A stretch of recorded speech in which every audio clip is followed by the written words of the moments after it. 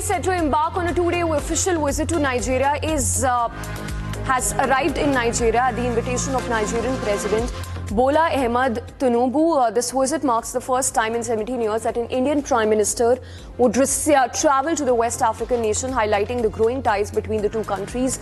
During his visit, the Prime Minister will hold high-level talks with President Tinubu and other senior Nigerian officials to review and expand the bilateral ties. The two leaders are expected to explore new areas of cooperation, including trade, investment, energy and security. In addition to official talks, Prime Minister Modi will attend a community event at Congress Hall. The visit will conclude with his departure for Rio de Janeiro later in the afternoon. The Consulate General of India in Lagos even highlighted that many members of the community have registered for the event and thousands are expected to attend to see Prime Minister Modi, expressing optimism that the visit would mark a significant milestone for strengthening India-Nigeria ties. Nigeria में भारतीय समुदाय बहुत विशाल है और भारतीय समुदाय किसी एक जगह पे नहीं है और नाइजीरिया के सभी प्रांतों में है। मुख्यतः लागोस में, अबुजा में, कानो, कदूना, पोर्ट हारकोट, ये सभी जगह से लोगों ने रजिस्टर किया है यहाँ पे आने के लिए और भारतीय इंडियन कल्चरल एसोसिएशन है सब जगह पे, उन लोगों ने रजिस्ट्रेशन इकट्ठा किया है और हम उम्मीद करते हैं कि हजारों की संख्या में लोग आएंगे अपने प्रिय नेता इंडियन प्राइम मिनिस्टर मोदी को सुनने के लिए।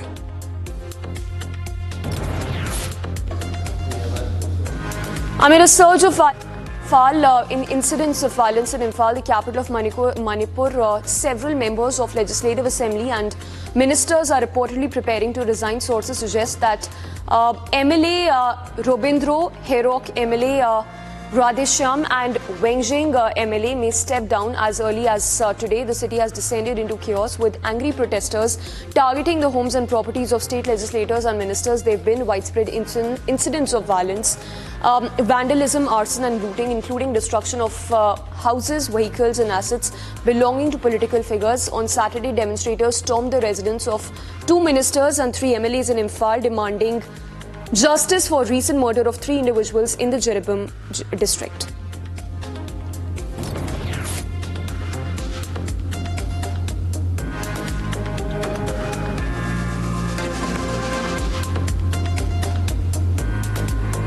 On Saturday, bodies of 10 Kuki-Jo youth who were killed in a gunfight with security officers' forces in Jeribam town were airlifted from Silchar in Assam to Churachandpur. The youth had died during a clash with security personnel and autopsies were conducted in Silchar due to limited facilities.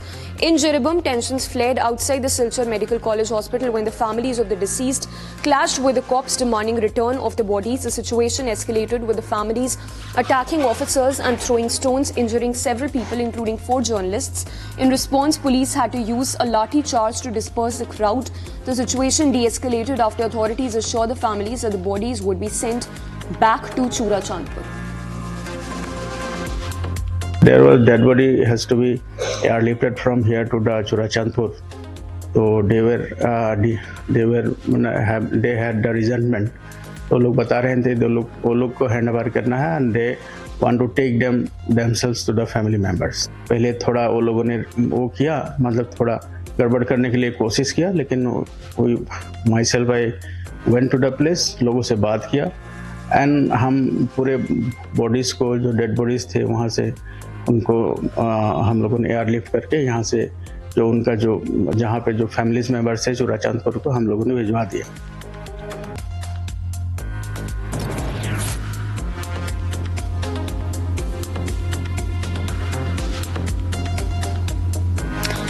In other stories that we are tracking, in a deeply tragic incident that has surfaced from UP, 10 newborns lost their lives after a fire broke out at a neonatal intensive care unit at Jhansi's Maharani Lakshmibai Medical College. While initial reports suggest that the fire may have been caused by a short circuit, a full investigation has been ordered.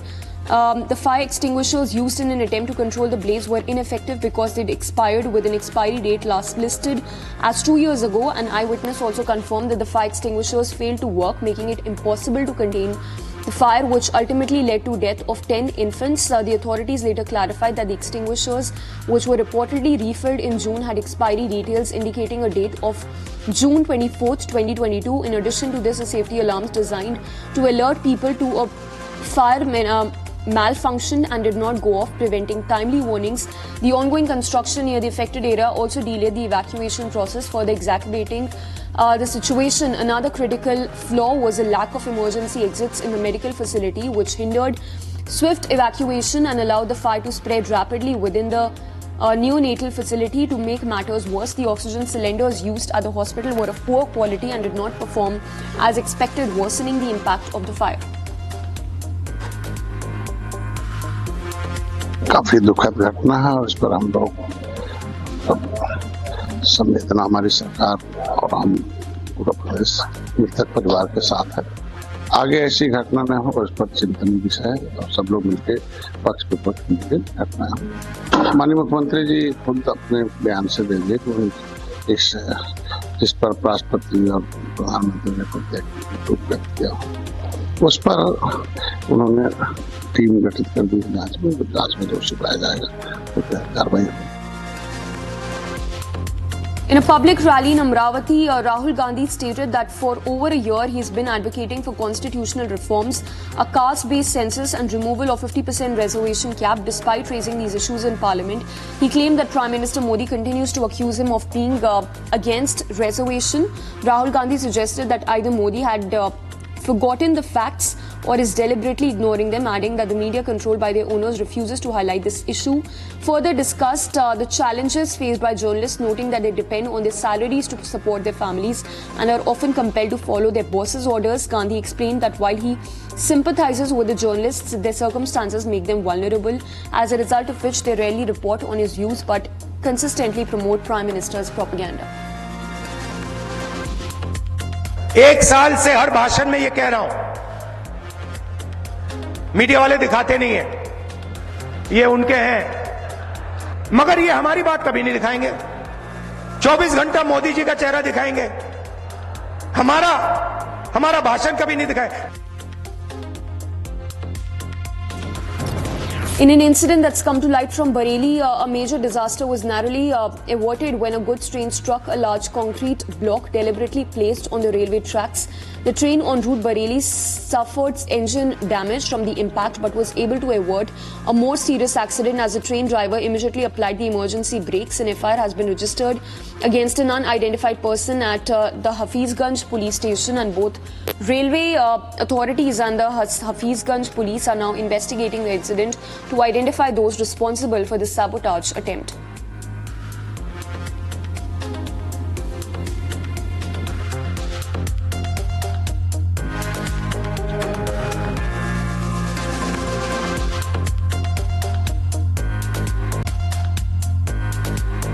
Delhi NCR is ranked as the sixth most expensive office market in the Asia-Pacific region, with an average monthly rental of 340 per square feet, while Mumbai holds the 8th spot.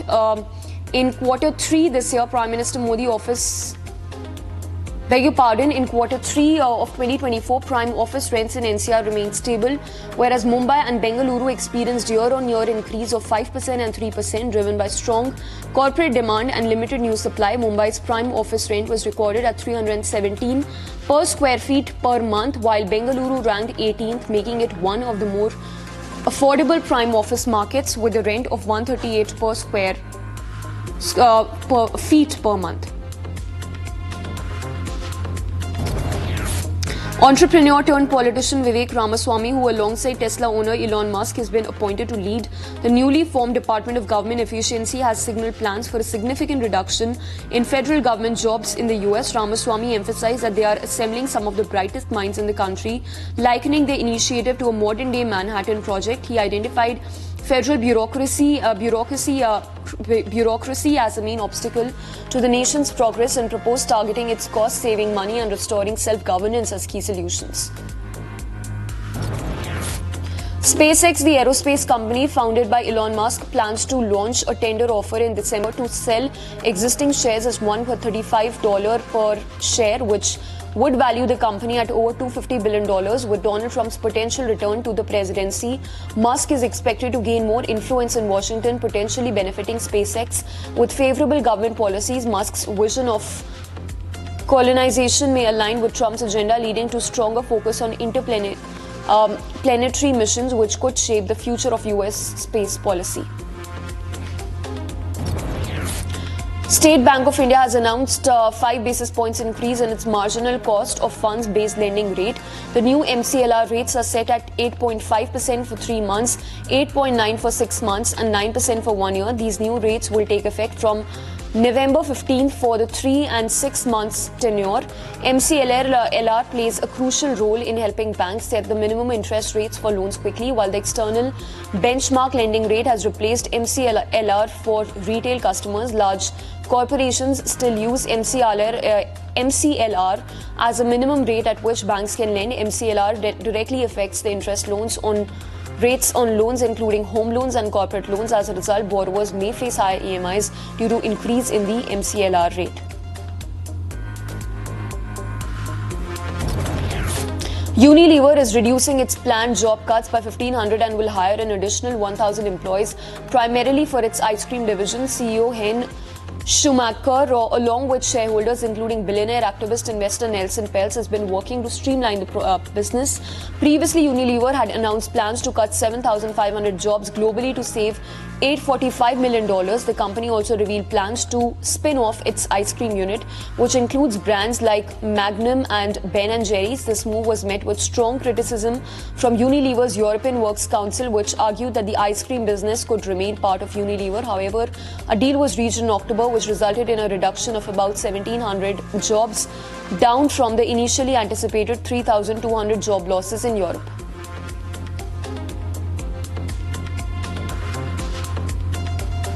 Thank you.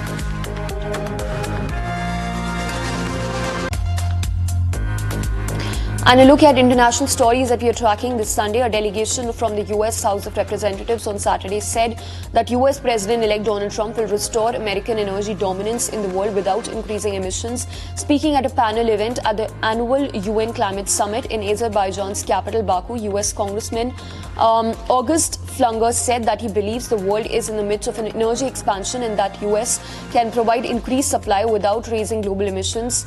Further singled out China as the world's largest polluter and called for the US and its allies to end their energy dependency on nefarious actors.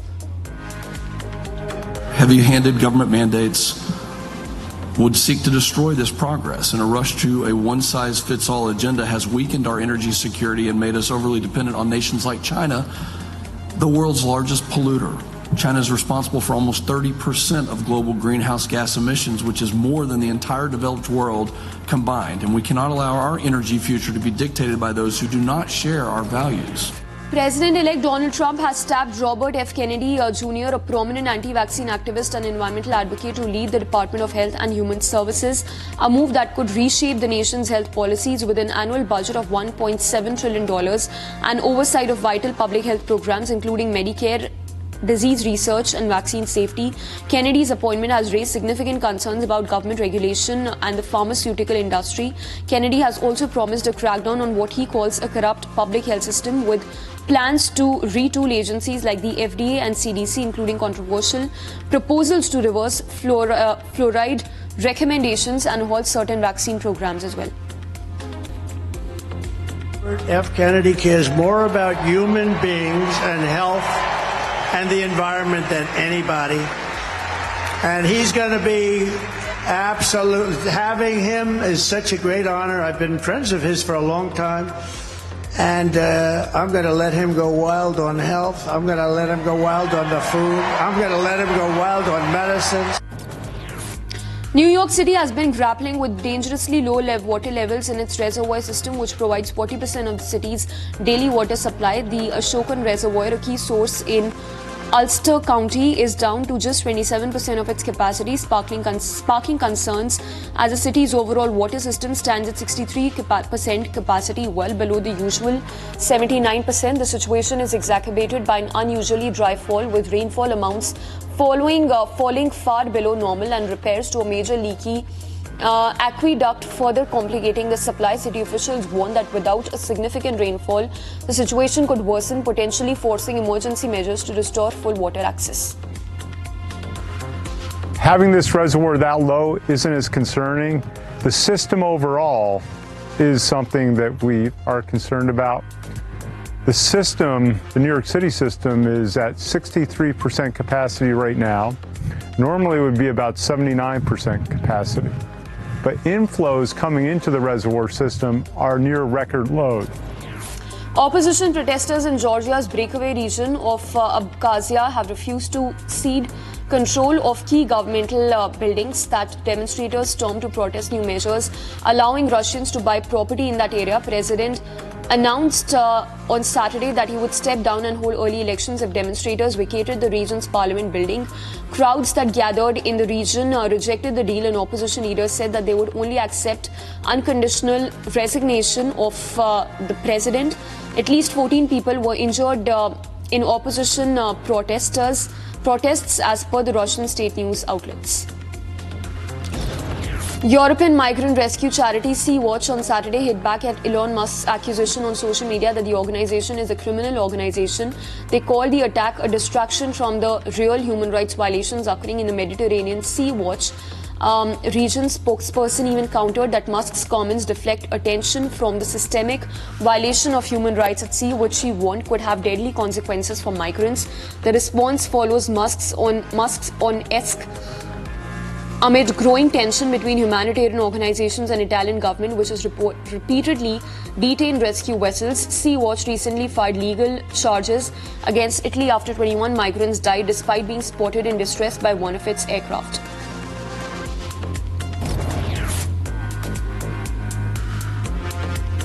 Chinese Foreign Minister Wang Yi called on Canada to lift discriminatory restrictions on Chinese products during a meeting with his Canadian counterpart Melanie Joly in Peru's capital. Wang observed that Canada's imposition of high tariffs on Chinese electric vehicles violates the spirit of free trade and is not conducive to healthy development of economic and trade cooperation between the two countries, urging Canada to earnestly abide by the World Trade Organization rules and lift discriminatory restrictions on Chinese products.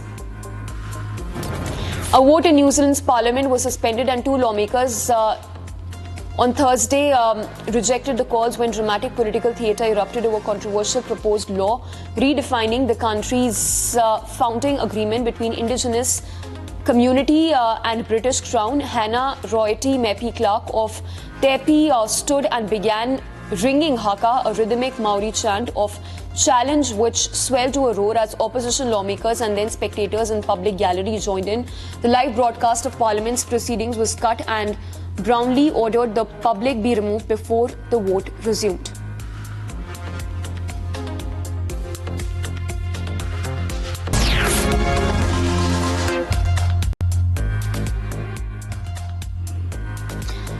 And a quick look at sports stories that we're tracking in this edition. Siddesh Lad and Angrish Raghuvanshi made prudent 50s as Mumbai registered a facile 9-wicket win over services on the fourth and final day of their Ranji Trophy Elite Group A match. India head coach for South Africa tour VVS Lakshman has hailed the T20 International Series triumph as a special effort after his team secured a massive 135-run win in the last match. Senior players including former captain Nida Dar were excluded from the new list of central contracts as Pakistan Cricket Board awarded deals to only 16 women cricketers.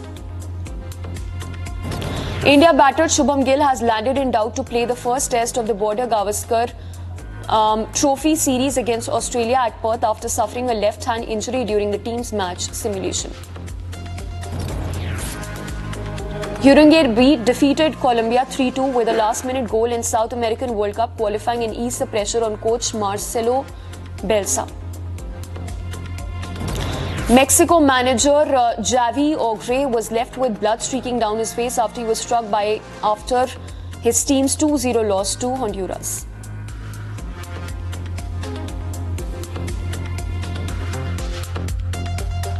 Moving on to entertainment stories that you're tracking in this edition. Jake Paul won an 8-round unanimous decision over 58-year-old Mike Tyson in a bout that came short of matching the pre-fight hype for the clash between the 27-year-old YouTube-turned-boxer and the former heavyweight champion in his first sanctioned pro bout in almost 20 years. The fight wasn't close on the judge's card, with one giving Paul an 80-72 edge and the other two calling it a 79-73. It was the first sanctioned fight since 2005 for Mike Tyson, who fought Jones Jr. in a much more entertaining exhibition in 2020.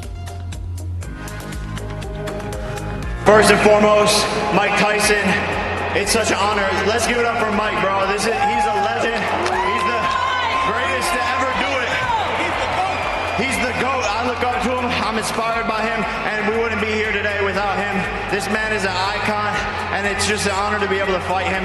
And he's obviously the toughest, baddest man on the planet. So it was really tough, like I expected it to be.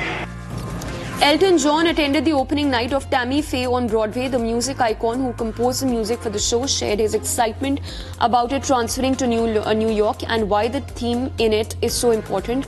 John even described Tammy as an example of inclusivity, how she forgave and embraced people without bias or racism. He recalled how she welcomed everyone and said that the world could learn a valuable lesson from her example.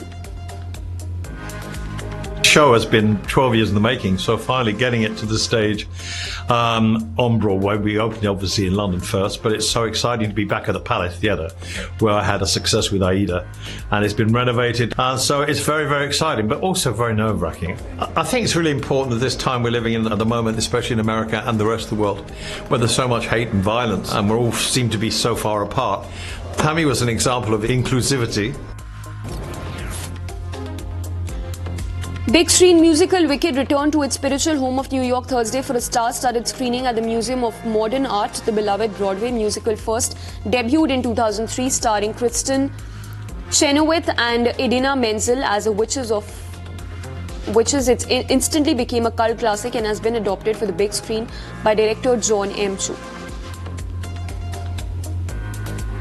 Years after turning to comedian Jimmy Kimmel to host their big show, the Academy Awards will pivot to another familiar TV funny man, Conan O'Brien. It will be his first time as Oscar host, but he emceed other high-profile award shows like the Emmy Awards in 2002 and 2006 and the White House Correspondents' Dinner in 1995 and 2013.